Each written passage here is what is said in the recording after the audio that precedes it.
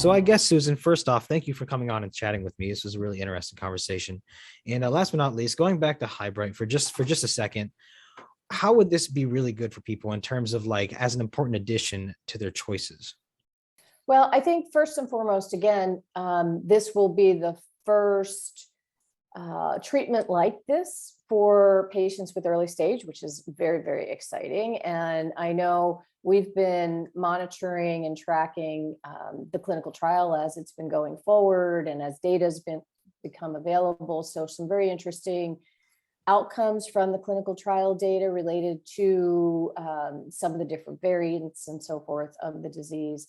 I think having the dedication of the company specifically to this therapy in cutaneous lymphoma and for early stage patients, as well as probably across the board at some juncture, is really important.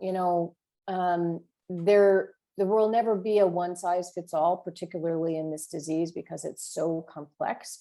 Mhm. Having as many therapies in our toolbox as possible is really, really important. And and I do know I've heard that potentially at some juncture, there will be an opportunity for home units and things of that nature, which is great. Because as we know that we have people everywhere geographically. So access is really important. And having a company dedicated to making sure patients have access is really, really critical as well. So it's exciting to see. We're going to monitor, we're going to watch and see how things go from here. And hopefully in the not too distant future, we'll have another treatment to offer.